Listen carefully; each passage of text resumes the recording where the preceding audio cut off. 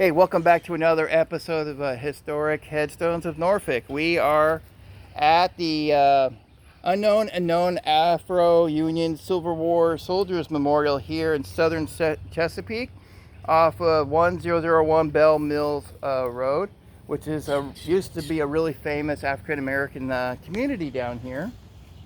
The unknown and known Afro-American Civil War Memorial is the only memorial of its kind in Virginia dedicated to saluting Afro-Union soldiers and sailor patriot heroes. The United States Congress passed the act in July of 1862, which empowered President Lincoln to use people who were enslaved in any capacity in the Army. President Lincoln signed legislation for the act on July 17, 1862.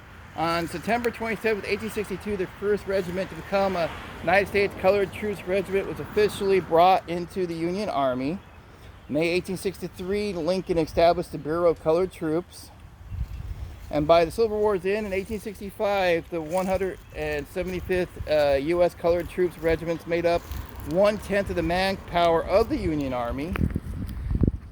A total of 15 Medals of Honor were awarded to members in Virginia theater during the Civil War, including Miles James, who we recorded in another video.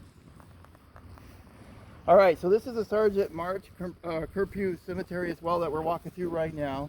The memorial is the site of the Sergeant Corprew Family Memorial Cemetery. Steps from the memorial is a marker and burial headstone for Sergeant Corprew in 1872, which we have not been able to find yet, but we are looking for it right now.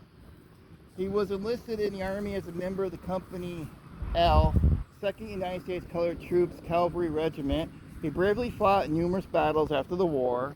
He brought 200 acres of property in Norfolk County, now Chesapeake, and became the founder and pillar of the Bells Mill community, where the unknown and known African American Union Civil War Soldiers Memorial is located today, named in his honor. It's a little overgrown today, as you can tell, so we're being real careful for snakes and stuff because we are by water. A lot of these stones are homemade, as you see this one, Sam Roofing. It is very homemade. It's made by concrete, and the letters and numbers are carved in by hand. You see a lot of the headstones are falling apart. And we have so many World War I, World War II veterans buried here as well. I have not been able to find March's headstone yet, but according to the city and the plaque they have here, he is buried here. One thing that white cemeteries and African American cemeteries are different on are usually white cemeteries will take the lids away from the vaults. They did not here. A lot of the African American cemeteries, they keep the vaults on the top, just like you see here. Alright, we do have a World War I Corprew burial right there. He was a World War I veteran. This is really neat here. Actually, I haven't seen this before. I'm going to have to research this. She was a part of the Women's Company Corps for Korea in 1931 and 1972. Miss Corprew, what's her first name? Bernice. So that is actually really neat. I'm going to have to research that. I'm actually going to take a photo of that as well for research, because that actually is pretty neat. I'd like to know more about her.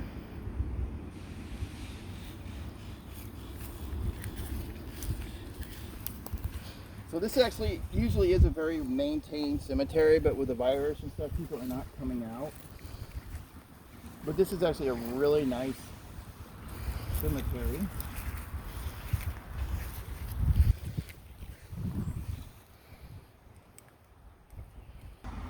Okay, we did find March's stone, which is right here. His original stone is behind him, and this is his new stone. He is the one that actually started this cemetery with his family, and we found many of his family headstones through the cemetery, but he is part of the Colored Cavalry for the Civil War.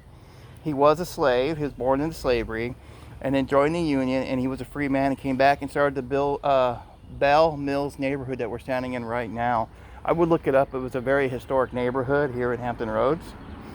But the last thing I wanted to show you before we end this is kind of just like a, a last minute video we're doing here, so it's not very organized. Is this. This was, I'm not going to touch it because I don't like to touch things in graveyards, but this is, come on around, Chris. This was a wooden headstone, and if you come around this angle, you can actually see it from the bottom. You can see the curved top on it.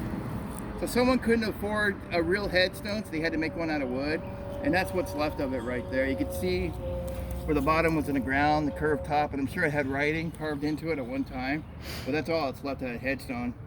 This is the only wooden headstone I've seen in the area, except for Cedar Hill Cemetery in Suffolk has a really good wooden one still preserved there in their cemetery. Other than that, that's all that's left in Hampton Roads. So that's just a rare find. All right, guys, take care, and I'll see you at the next episode. Take care. Bye.